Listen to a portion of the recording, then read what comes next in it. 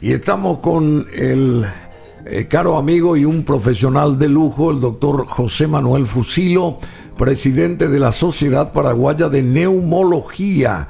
Muchas gracias, doctor Fusilo, por estar con nosotros. Muchísimas gracias, Bruno, por la invitación y el placer de siempre. ¿Cómo te dejaron salir ahí del INERAM? ¿Cómo te dejaron salir? Porque el doctor Fusilo es miembro del plantel del Sanatorio Adventista y jefe del servicio de urgencias del Instituto de Enfermedades Respiratorias INERAM, egresado de la primera promoción de la carrera de medicina de la Universidad del Pacífico. Bueno, él como neumólogo, todo el mundo coincide en que es el mejor aquí en nuestra República del Paraguay, sin ofender a los otros, pero queremos simplemente dar la bienvenida. Y proviene de una familia de muchos médicos y connotados profesionales y gente respetada. El caso de su propio padre, José Fusilo, que también él está en el Adventista también, ¿verdad? En el Adventista, así como jefe de la terapia intensiva. Jefe de terapia intensiva. José Fusilo Montanaro ahí del Adventista. Después hay otro hermano del padre acá de José Manuel Fusilo, que es Raúl, que es cirujano también. Y también está el otro hermano, Sebastián Fusilo, compañero de colegio y compañero de grupo mío de los Tomes, que es un afamado ginecólogo. Todos ustedes abrazaron la medicina. ¿Y quién les inculcó eso a todos ustedes familiarmente? Bueno, rápidamente nomás. En mi caso, el ejemplo de mi padre, ¿verdad? Claro, en tu caso, sí. Lo único que consumí. Y ellos el de mi abuelo, ¿verdad? Mi abuelo también era médico y hay una generación que viene tu abuelo fue médico también. También era ginecólogo, también fue director del hospital de policía, ¿verdad? Sí. De ahí Sebastián, que fue uno de sus hijos, abrazó la ginecología. Bueno, ¿cómo estamos en materia de esto de la pandemia acá en Paraguay ahora mismo, según tu visión, doctor José Manuel Fusilo? Bueno, estamos epidemiológicamente en un momento de una meseta con una tendencia a la disminución. Ojalá que esos números se consoliden en los siguientes 7 días. Siempre para hablar de tendencia o de consolidación epidemiológicamente tienen que pasar 7 días por lo menos con un número estable, como para poder decir, bueno, definitivamente estamos reduciendo los casos, ¿verdad? La semana pasada, por ejemplo, tuvimos los primeros 3 o 4 días con un descenso, pero finalmente jueves, viernes y sábado fue otra vez una explosión enorme de casos, especialmente de fallecidos, ¿verdad? Se elevó eso. Sí, pero si miramos los casos diarios, hay un leve descenso. Ahora hay justamente, ¿cuánto era? Ayer. 126, dije yo. Fallecidos ayer, sí. Sí, exactamente. Bueno, y después, ¿cómo va la cosa? Bueno, esperemos que vayan definitivamente bajando los números de internados, que están reduciéndose también. Se está sintiendo una tensión un poco menos fuerte en el sistema. Es decir, hay un poco menos de personas que consultan y de internados. Esperemos ver las semanas que vienen, en las 2 siguientes semanas, si eso se consolida. Hay ya un cambio de comportamiento en la internación. Hoy por hoy tenemos muy pocos pacientes. El 90% de nuestros pacientes son menores de 60 años. Es decir, las personas que ya están vacunadas se internan definitivamente mucho menos. Hoy tenemos solamente un 10% de mayores de 65 años internados, ¿verdad? Es decir, que las vacunas están haciendo efecto, ¿verdad? Y el arribo de estas vacunas, estas 200.000 dosis que vienen de Rusia, y creo que van a llegar 2 millones de vacunas, eso por lo menos prometió el gobierno de Estados Unidos a Paraguay. ¿Cuál va a ser el significado del arribo de golpe de tanta cantidad de vacunas? ¿Qué nos va a ocasionar eso? No, la disponibilidad nos va a dejar mucho más margen de maniobrabilidad para definitivamente tener un plan de vacunación que no sea tan limitado a los grupos etarios, a las terminaciones de cédula. Si nos sobran vacunas, podemos habilitar en todos los shopping, en todas las esquinas, un vacunatorio, y que la gente así como en Estados Unidos, otros países, se vayan y se vacunen, ¿verdad? Ya en Estados Unidos creo que más de 300 millones de personas se vacunaron. Sí.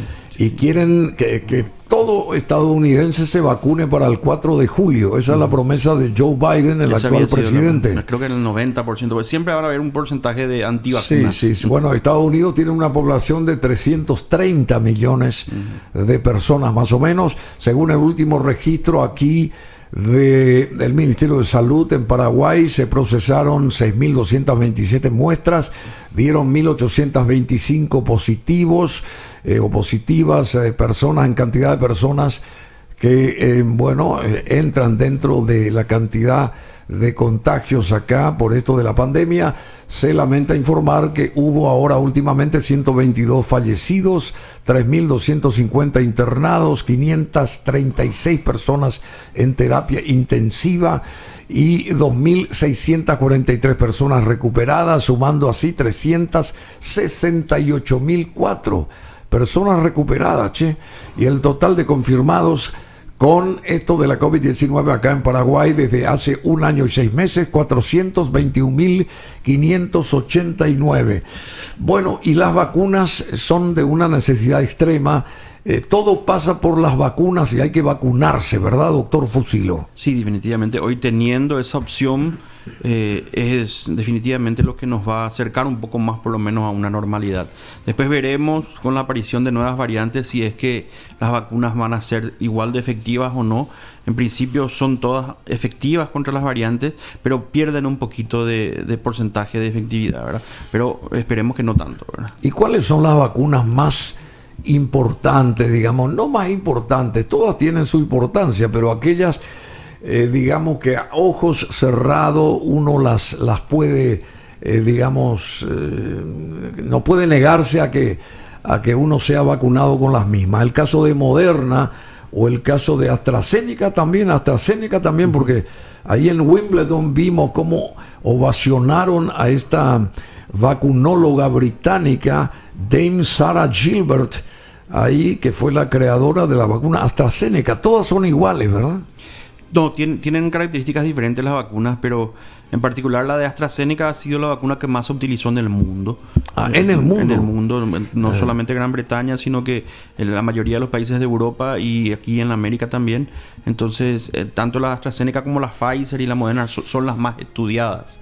Es decir, son las que tienen más estudios de soporte, por una serie de factores que seguramente tienen que ver con las farmacéuticas que las produjeron, pero son las que están mejor estudiadas, ¿verdad? O sea que estas 2 millones de vacunas que prometió el gobierno de Estados Unidos hacer llegar a Paraguay provienen del laboratorio Pfizer, ¿verdad? Son Pfizer. Las que trajo Estados Unidos, sí. O Pfizer. Las que van a traer, no sé si trajo todavía. Creo que todavía no. Están llegando estas 2 millones, por lo menos van a llegar 1 millón primeramente y después seguramente el otro lote de otro millón de Pfizer.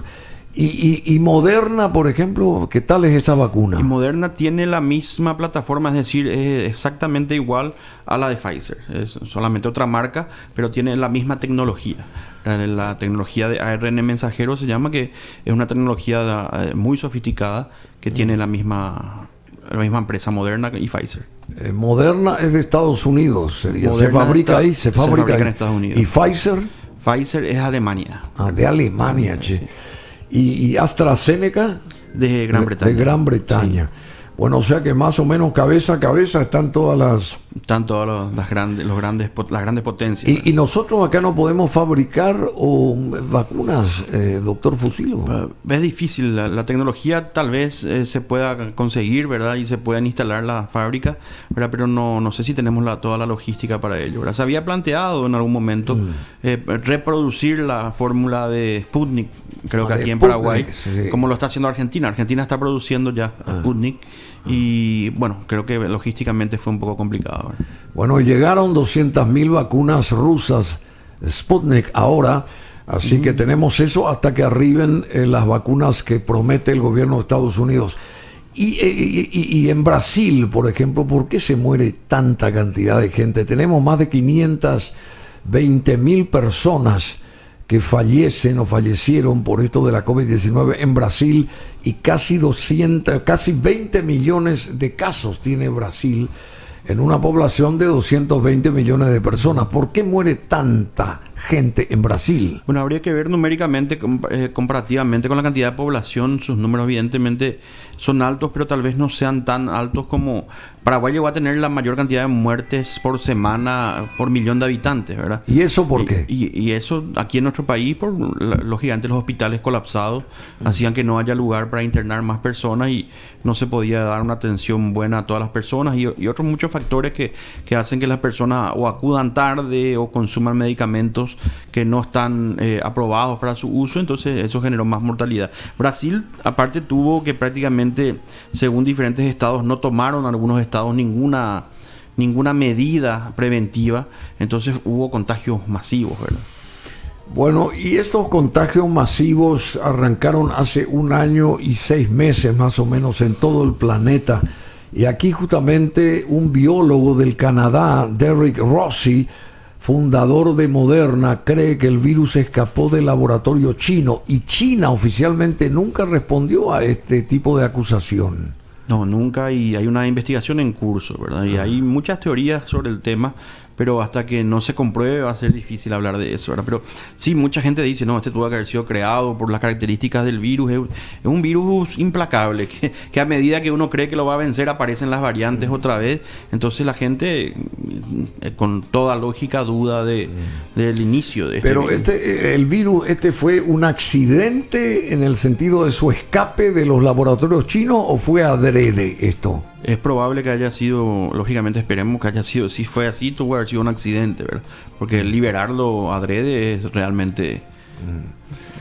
Y bueno, en el mundo entero, no sé cuántos, si en Brasil hay casi 20 millones de contagiados ahora, de casos de la COVID-19, y más de 520.000 personas que fallecieron en el mundo entero. No sé cuál es la cifra, a ver si me podés ayudar, DJ Cool. ¿Cuántas personas en el mundo ya fallecieron y cuántas están contagiadas en todo el planeta respecto a esto de la pandemia?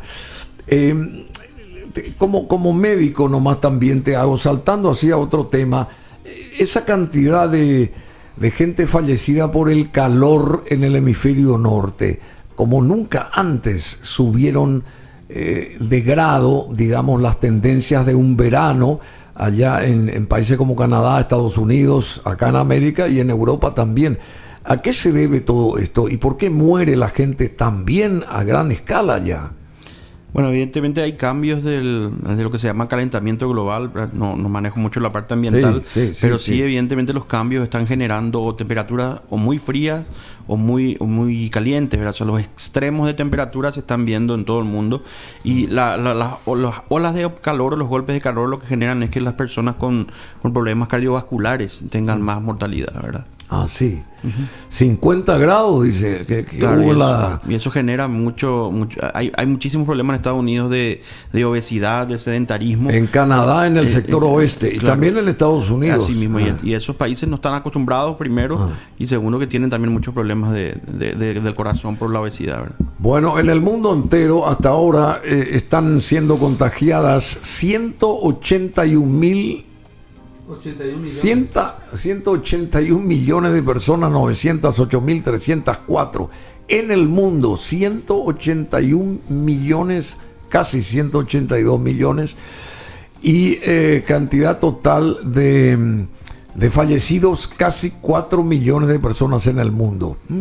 Personas completamente vacunadas en el mundo también, 843.232.990, y cantidad total de dosis que se administraron, 3.043.697.030. Bueno, realmente esto fue una sorpresa para toda la medicina del mundo, lo que pasó y comenzó a arrancar hace más de 1 año y medio, doctor Fusilo. Bueno, que sorpresa en el sentido de los virus, no, porque aparecen cada tanto eventuales epidemias. Sí, pero este virus en particular. Claro, pero el comportamiento del virus y la diseminación, sí, evidentemente fue una sorpresa. Nadie estaba preparado, ¿verdad? Nadie estaba. Y nosotros, con 7 millones y medio de personas, volviendo a nuestra casa, a nuestro terreno, ¿cuál es el pronóstico tuyo, lo que va a pasar aquí, digamos? Bueno, y lo que va a pasar aquí va a depender seguimos así. Va a depender mucho de nuestro ritmo de vacunación, ¿verdad? Yo creo que va a ir disminuyendo en la medida que vayamos vacunando más personas, ¿verdad? Aparte de las vacunas, ¿qué hay que tener en cuenta? ¿Qué hay que prever? Aquí tenés una cámara frente a vos, que sería importante que des una, digamos, como una advertencia, un consejo a la ciudadanía, porque acá el doctor José Manuel Fusilo es un referente más que importante, siendo neumólogo, para esto que se padece en todo el mundo y a escala nacional también importante. A ver, ¿qué dirías, doctor? Bueno, primero animarle a toda la gente a la vacunación, que sí, son seguras y eficaces. Segundo, insistir con los cuidados. Aún vacunados debemos insistir con los cuidados de lavado de manos, distanciamiento, uso de mascarillas. Todo eso debe seguir. Tenemos que seguir siendo disciplinados en los cuidados, porque la vacuna evidentemente no nos hace superhumanos o invencibles, sino que nos da un sustento de anticuerpos que nos puede ayudar a hacer frente a la enfermedad, pero aún seguimos siendo vulnerables a padecer una enfermedad en forma más leve y eventualmente también a contagiar. Entonces hay que seguir cuidándonos, ¿verdad? Bueno, y yo te cambio de tema radicalmente. Como médico estoy hablando ahora, y es importante porque mucha gente se hace este tipo de consultas o preguntas, digamos, respecto a este derrumbe del edificio allá en Miami el jueves pasado en horas de la madrugada. Sube a 12 el número de víctimas en el derrumbe de ese edificio de Miami-Dade o de Miami Beach, y la piscina del edificio derrumbado en Miami, y una nueva hipótesis para explicar la tragedia. Vamos a hablar después de esto, pero toda esa gente, hay 149 desaparecidos todavía, 12 personas o encontradas ya, fatalmente encontradas, víctimas de ese derrumbe, y 136 o 100, un poco menos, de gente que salió ilesa de todo ese derrumbe, esa tragedia que hubo allá.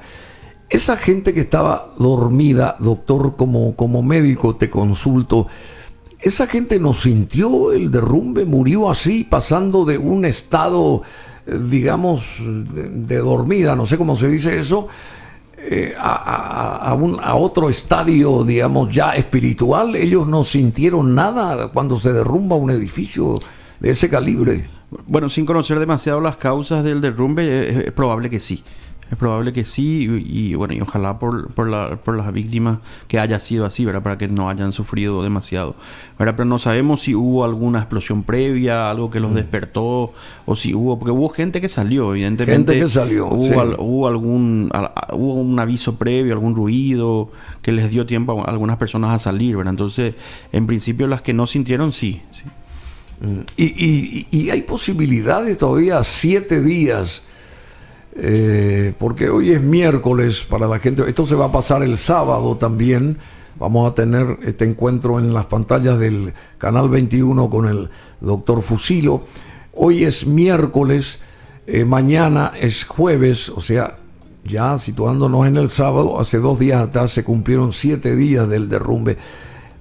¿Puede todavía existir la posibilidad de gente con vida ahí entre los escombros, doctor? Y cada día que pase la posibilidad es menor, ¿verdad? En verdad, uno nunca quiere decirlo porque hay gente que seguramente que sigue con esperanza, ¿verdad? Pero las posibilidades lógicamente se van achicando.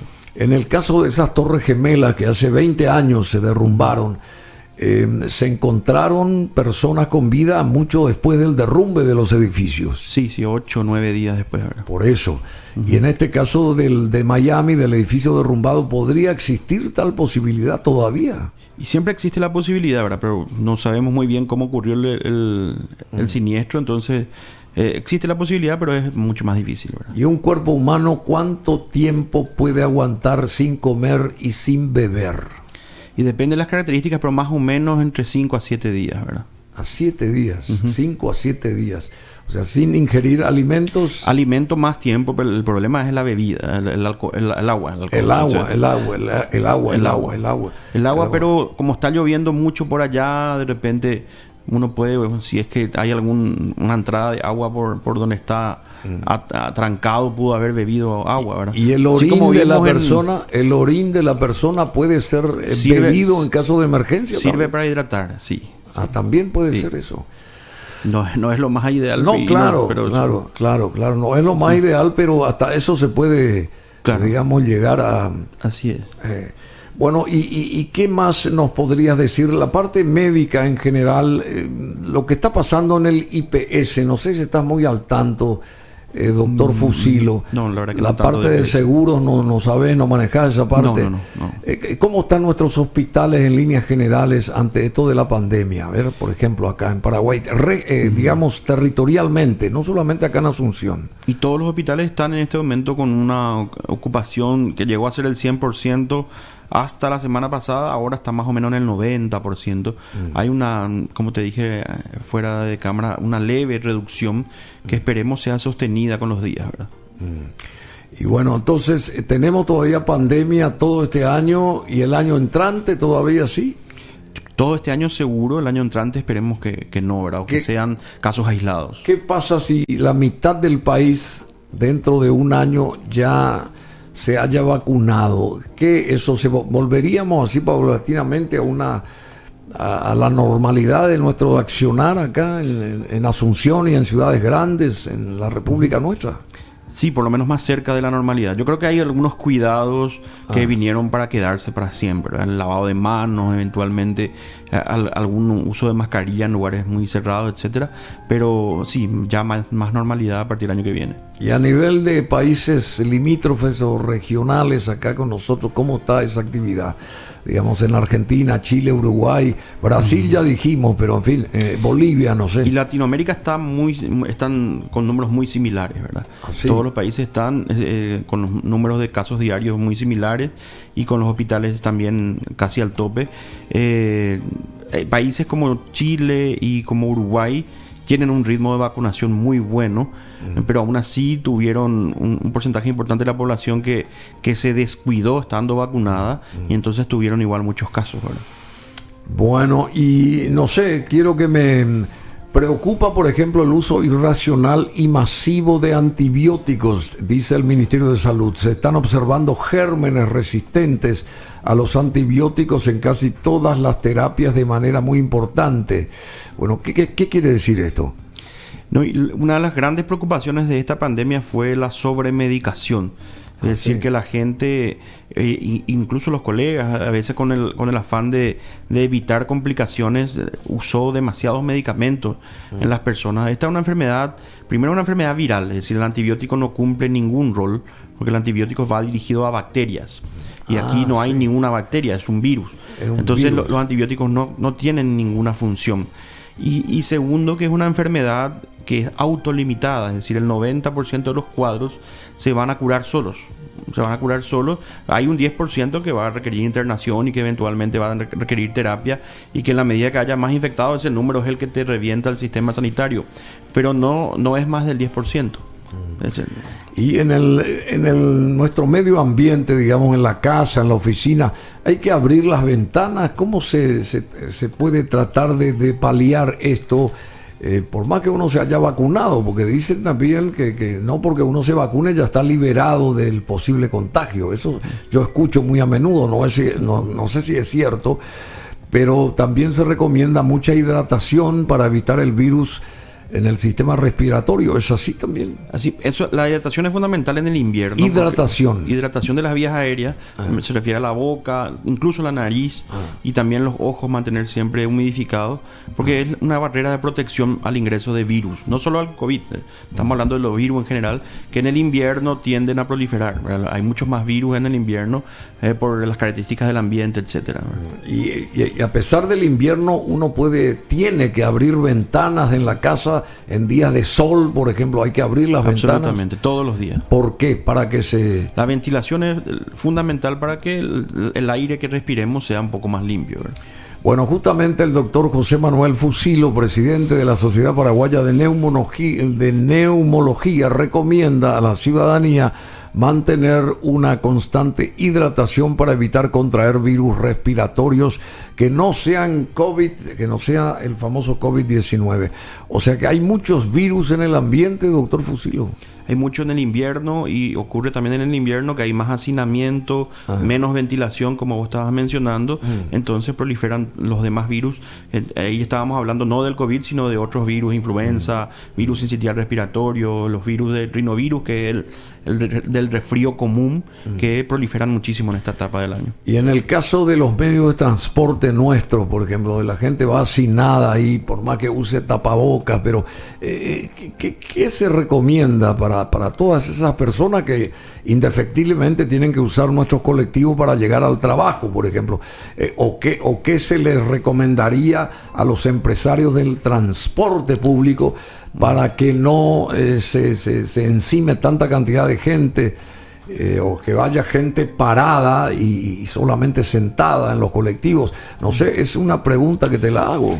Ha sido un problema ese desde el inicio de la pandemia. Siempre las recomendaciones estuvieron de que se trate de limitar la cantidad de personas y que no haya personas paradas, pero los empresarios no lo hicieron, ¿verdad? Entonces, incluso redujeron sus líneas en algunos momentos.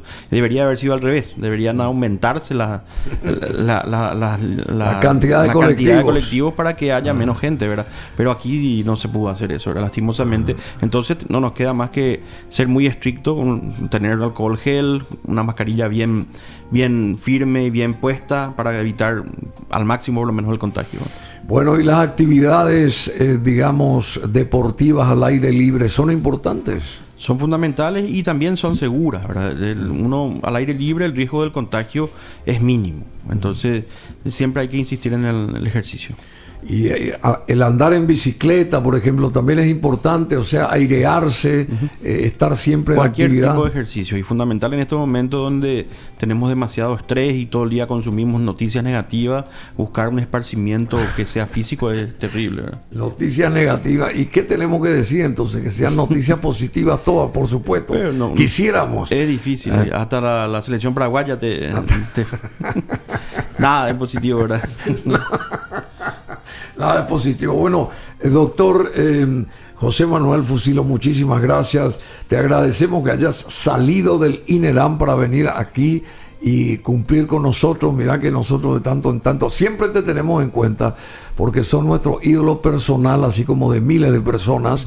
¿Qué recomendarías una vez más aquí a la gente? Acá tenés la cámara para despedirte y bueno, simplemente algo más que quieras apuntar para que la gente lo tenga en cuenta en este estado pandémico. No, y de vuelta, vacunas, lo más importante son las vacunas. Los cuidados estrictos y disciplinados deben seguir, y también a las personas que se afectan por el virus, que hagan consultas tempranas, ¿verdad? Consultas tempranas, ya sea en el hospital, en algún sanatorio, ya sea telefónica, presencial, pero que busquen ayuda de un profesional, ¿verdad? Y bueno, y cuando uno tiene de repente tos o tiene que le duele la garganta o qué sé yo, el ojo, le pica el ojo o una cosa así, ¿esos son signos que nos indican qué cosas, por ejemplo? Bueno, son signos imprecisos, pueden ser síntomas de COVID, pero también en esta época hay muchos síntomas de alergias que se manifiestan así. Es mucho más frecuente la alergia en nuestro país, es muy frecuente, y puede ser, en este momento es muy difícil de distinguir. Igual esas personas tienen que ser sometidas a un control médico y eventualmente a una prueba. Muchas gracias. ¿Familiarmente están todos vacunados ustedes? Todos. ¿Tenés cuántos hijos vos, doctor? Tres hijos. ¿Y la mayor o el mayor? Tiene 15, cumplió hace poco 15 años. Quiere decir que... Bueno, muchas gracias por estar aquí y te deseamos éxito. ¿Cómo está el INERAM rápidamente? Ya creo que te pregunté eso, no sé cómo estamos todavía peleando ustedes allí. Llenos, peleando allí con un poquito menos de pacientes, ¿verdad? ¿Y el actual ministro Borba fue a visitarlos a ustedes o no? Fue en una ocasión, sí, pero constantemente están en reunión con nosotros y con el director, ¿verdad? O sea, es más... ¿se acercó el actual ministro de Salud a ustedes, a los médicos? A los médicos en general no, pero sí están en reuniones administrativas con los directores, ¿verdad? Y bueno, vos sos un médico importante ahí del INERAM. Sí, pero no soy el director, entonces que con el director se reúnen más, sí. Bueno, ¿vos crees que se aceitó en el mejor de los sentidos médicamente la nueva administración del Ministerio de Salud acá en Paraguay? Bueno, hubo más presión, o sea, también para que empezó a moverse eso ocurra. más, quiero decir. Sí, aparte hubo mucha presión para que se mueva mejor y sí, en algunas cosas se administró mejor, ¿verdad? Bueno, muchas gracias.